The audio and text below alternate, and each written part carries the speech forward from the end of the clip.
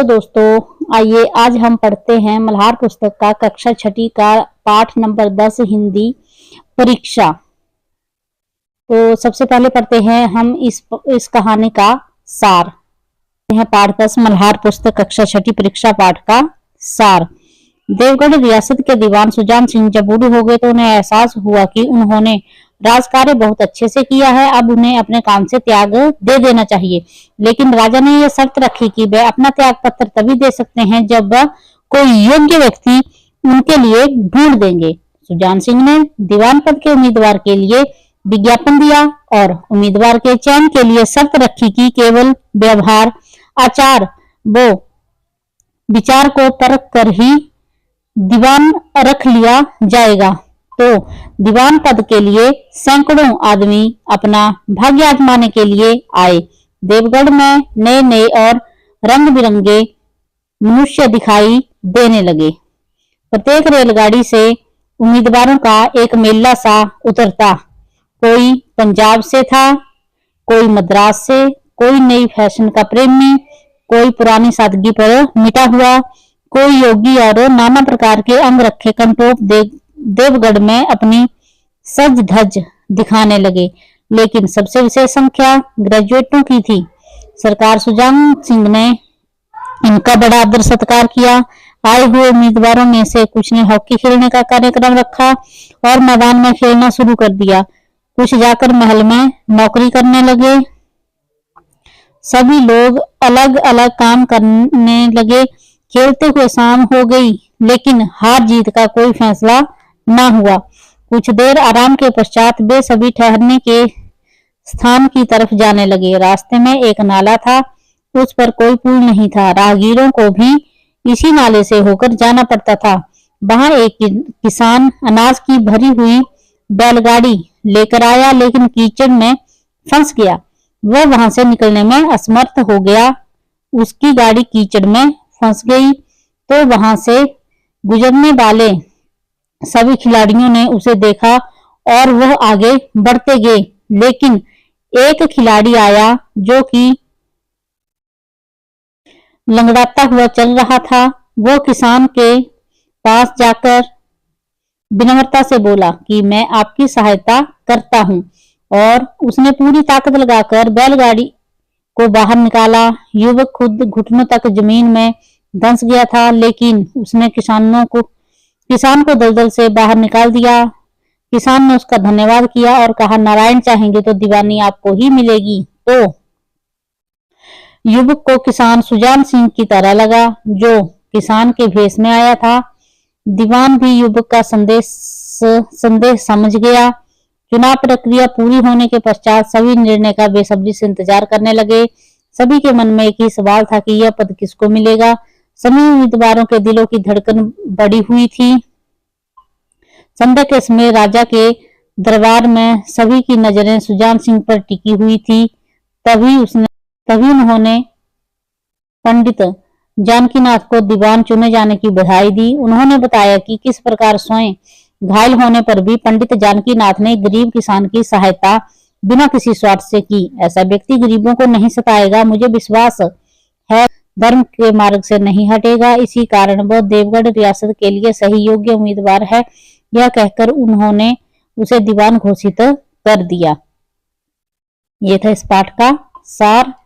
ये आगे करते हैं इसका अभ्यास। अब है मेरी समझ से एक प्रश्न, जो कि पेज नंबर 112 पर दिया गया है। आइए अब हम कहानी परीक्षा के बारे में कुछ चर्चा कर लेते हैं।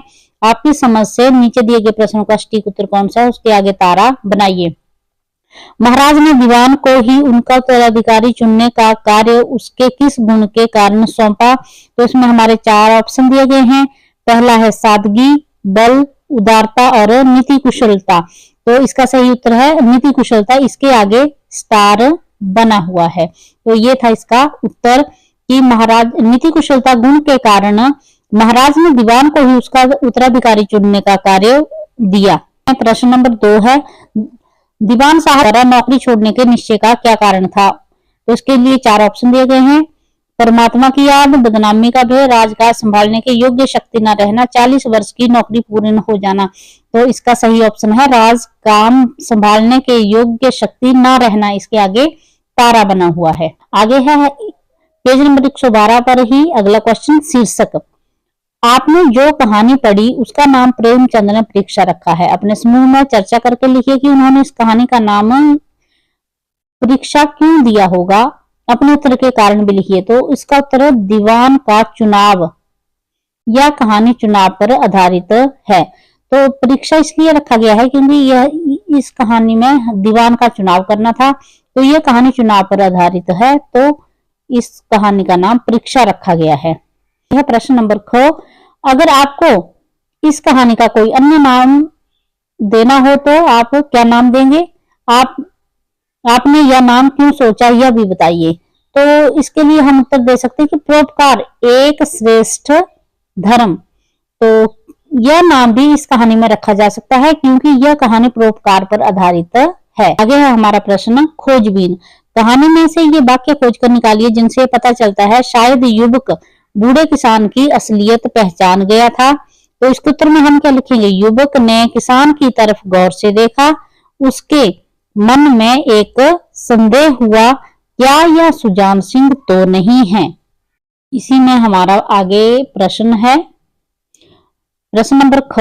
नौकरी के लिए आए लोग किस तरह बस नौकरी पा लेना चाहते थे। तो इसके उत्तर में हम लिखेंगे, जिससे बात कीजिए वह नम्रता और सदाचार का देवता बनना मालूम देता है। लोग समझते थे कि 1 महीने का झंझट है, किसी तरह काट लें, कहीं कार्य सिद्ध हो गया तो कौन पूछता है। तो ये लोगों के मन में विचार आ रहा था कि 1 महीने की बात है, हम जैसे मर्जी रहेंगे, बाद में हमें दीवान की नौकरी मिल जाएगी। आगे है हमारा प्रश्न, समस्या और समाधान। इस कहानी में से कुछ समस्याएं हैं और उनके समाधान भी हैं। कहानी को एक बार फिर से पढ़कर बताइए कि इसमें प्रश्न दिया गया है। प्रश्न को, महाराज के सामने क्या समस्या थी, उन्होंने इसका क्या समाधान खोजा। तो जब आप ये परीक्षा कहानी पढ़ेंगे तो आप इसके उत्तर में क्या लिखेंगे कि महाराज के सामने जब सुजान सिंह ने अपना दीवान का पद छोड़ना चाहा तो महाराज के सामने क्या समस्या थी और उन्होंने इसका क्या समाधान खोजा। तो इसके उत्तर में हम लिखेंगे, महाराज के सामने समस्या थी कि उनकी रियासत के दीवान सुजान सिंह ने दीवानी पद से त्याग पत्र देने की बात कही थी। राजा ने समस्या का यह समाधान खोजा कि दीवान जी पद छोड़ना चाहते हैं तो उन्हें ही इस राज्य के लिए योग्य दीवान खोज कर देना होगा, तब वे पद छोड़ सकते हैं। तो इसके साथ प्रश्न नंबर ख दिया गया है। दीवान के सामने क्या समस्या थी, उन्होंने इस समस्या का समाधान कैसे खोजा। तो जो उस राज्य के दीवान थे उनके सामने क्या समस्या थी और उन्होंने उसका समाधान कैसे खोजा। तो दीवान के सामने क्या समस्या थी, उन्होंने इसका समाधान क्या खोजा। दीवान के सामने योग्य उम्मीदवार खोजने की समस्या थी, इसके लिए उन्होंने विज्ञापन निकलवाया और उसमें लिखा कि शिक्षा नहीं अपितु आचार व्यवहार और गुणों को 1 महीने तक परखकर उम्मीदवार चुना जाएगा। इसी के साथ प्रश्न ग है, नौकरी के लिए आए लोगों के सामने क्या समस्या थी, उन्होंने इसका क्या समाधान खोजा। तो इसके उत्तर में हम लिखेंगे, नौकरी के लिए आए लोगों को अच्छा बनकर दिखाना था, इसके लिए उन्होंने झूठा दिखावा शुरू कर दिया। उन्होंने मीठा और नम्र व्यवहार शुरू कर दिया, प्रातः काल उठना, पुस्तकें पढ़ना इत्यादि दिखावा शुरू कर दिया। आगे था हमारा प्रश्न, मन के भाव प्रश्न। स्वार्थ था, मद था, मगर उदारता और वात्सल्य का नाम भी न था।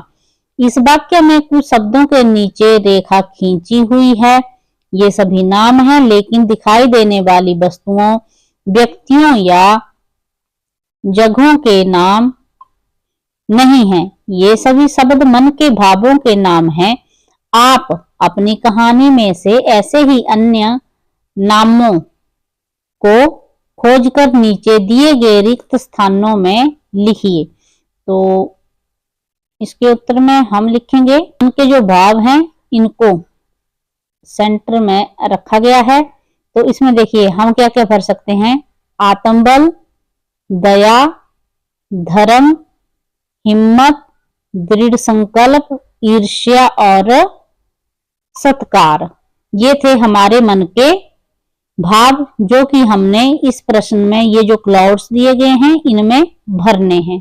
पेज नंबर 115 पर विपरीतार्थक शब्द, उल्टे शब्द, इनको हमने मिलाना है। जैसे आना को हमने मिलाया है जाना से, गुण को अवगुण से, आदर को अनादर से, स्वस्थ को अस्वस्थ से, कम को अधिक से, दयालु को निर्दयी से, योग्य को अयोग्य से, हार को जीत से और आशा को निराशा से। तो ये थे हमारे मिलान। नया पुराना करके एक प्रश्न दिया गया है। तो इसमें प्रश्न है, कोई नए फैशन का प्रेमी, कोई पुरानी सादगी पर मिटा हुआ। हमारे आसपास अनेक वस्तुएं हैं ऐसी हैं जिन्हें लोग नया फैशन या पुराना चलन कहकर दो भागों में बांट देते हैं। जो वस्तु आपके माता पिता या दादा दादी के लिए नई हो सकती है वो आपके लिए पुरानी हो, या जो उनके लिए पुरानी हो वह आपके लिए नई हो। अपने परिवार या परिजनों से चर्चा करके नीचे दी गई तालिका को पूरा करें। तो आगे जो तालिका दी गई है उसको हमने भरना है। यह है तालिका जिसे हमें भरना है। मेरे लिए नई वस्तुएं, मेरे लिए पुरानी वस्तुएं, परिवार के बड़ों के लिए नई वस्तुएं और परिवार के बड़ों के लिए पुरानी वस्तुएं। जैसे मेरे लिए नई वस्तुएं क्या है, जैसे रोबोट हो गया, रॉकेट हो गया,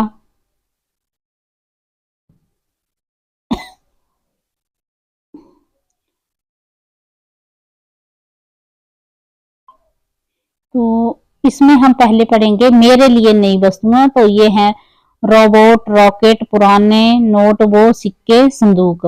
अब दूसरे नंबर पर है मेरे लिए पुरानी वस्तुएं। तो फोन, टीवी, स्कूटर, बैटरी से चलने वाले खिलौने, ये मेरे लिए पुराने हैं। परिवार के बड़ों के लिए नई वस्तुएं जैसे कंप्यूटर हो गया, मोबाइल, कार, चॉकलेट, हवाई जहाज। और बड़ों के लिए पुरानी वस्तुएं रेडियो, 5 पैसे, लट्टू, खट्टी मीठी गोलियां, तांगा इत्यादि। तो ये है रोट, रॉकेट, पुराने नोट, सिक्के। मेरे लिए पुरानी वस्तुएं फोन, टीवी, स्कूटर, बैटरी से चलने वाले खिलौने। परिवार के बड़ों के लिए कंप्यूटर, मोबाइल, कार, चॉकलेट, हवाई जहाज। और परिवार के बड़ों के लिए पुरानी वस्तुएं रेडियो हो गया, 5 पैसे, लट्टू, खट्टी मीठी गोलियां और तांगा। ये था परीक्षा पाठ का अभ्यास। नेक्स्ट मिलेंगे एक नई वीडियो के साथ। धन्यवाद।